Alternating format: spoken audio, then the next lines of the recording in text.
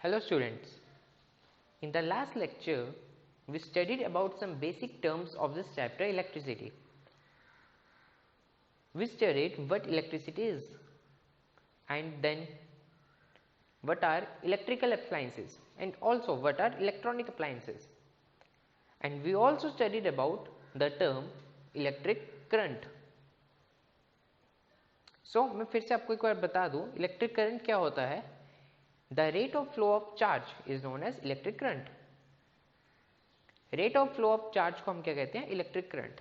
Okay, अब हमें पता चल गया कि इलेक्ट्रिक करंट क्या होता है, तो अब हम उसको मेजर कैसे करते हैं. So let's see measurement of electric current. Ammeter is an instrument to use to measure electric current. अब इलेक्ट्रिक करंट को मेजर करने के लिए हम क्या यूज करते हैं? एक इंस्ट्रूमेंट यूज करते हैं, एक डिवाइस यूज करते हैं जिसका नाम क्या है? Ammeter. And ammeter is always connected in series. अब मैं आपको आगे बताऊंगा कि एक सर्किट में सीरीज कनेक्शन का क्या मतलब होता है. मैं जस्ट अभी आपको बताता हूँ.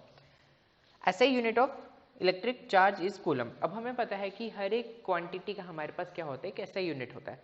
सो हमारा चार्ज जो है, हमारे चार्ज का ऐसा यूनिट क्या है? कूलम.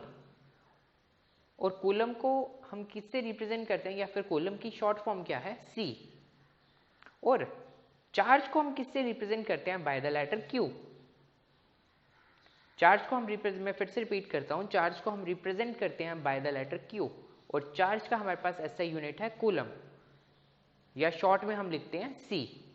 ओके, वैसे ही इलेक्ट्रिक करंट का जो हमारे पास ऐसा यूनिट है वो है एम्पेयर. आपने देखा होगा आपके ट्रांसफॉर्म में जो ट्रांसफॉर्मर्स होते हैं या फिर जो स्टेबलाइजर्स होते हैं उनमें एक मीटर लगा होता है जिसके ऊपर लिखा होता है एमीटर. और वही एमीटर होता है जो इलेक्ट्रिक करंट को मेजर करता है, या फिर उसके ऊपर ए लिखा होता है. अब ए का मतलब क्या है? एम्पेयर. और एम्पेयर क्या है? हमारा इलेक्ट्रिक करंट का ऐसा यूनिट. और हम इलेक्ट्रिक करंट को किससे रिप्रेजेंट करते हैं? बाय द लेटर आई. अब इससे हमारे पास एक फॉर्मूला आता है. हमने जस्ट अभी कहा कि जो हमारे पास इलेक्ट्रिक करंट है, electric current is the rate of flow of charge. या फिर हम कह सकते हैं एक गिवन यूनिट टाइम में हमारा कितना चार्ज फ्लो कर रहा है, उससे हम क्या कहते हैं? Electric current. और इसी से हमारे पास एक फॉर्मूला आता है I equals to Q upon T. I मतलब हमारा electric current is equals to Q. Q मतलब क्या? हमारा इलेक्ट्रिक चार्ज अपॉन T मतलब टाइम. दैट इज फिर से वही बात आई, electric current is the rate of flow of charge. Okay, so अभी मैंने कहा कि जो हमारा एमीटर होता है वो हमेशा एक सर्किट में सीरीज में यूज होता है. सीरीज में यूज होने का मतलब है ये हमारे पास एक कंप्लीट सर्किट है, ये हमारे पास बैटरी है, ये हमने की लगाई, की मतलब एक स्विच, और ये हमारा बल्ब है. जब हम की ऑन करेंगे या स्विच ऑन करेंगे, करंट फ्लो होगा और हमारा बल्ब चलेगा.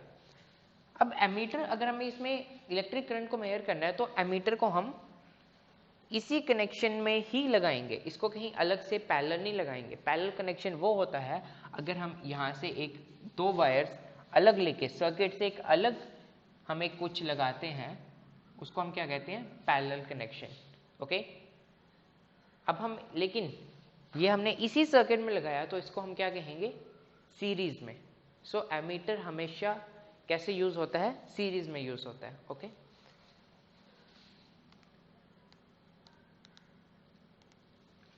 अब हम कुछ बेसिक सिंबल्स देखेंगे जो हम जब भी सर्किट्स बनाते हैं तो उसमें जो यूज होते हैं. First of all is electric cell. अब इलेक्ट्रिक सेल हम कैसे रिप्रेजेंट करते हैं? ये है एक इलेक्ट्रिक सेल का सिंबल.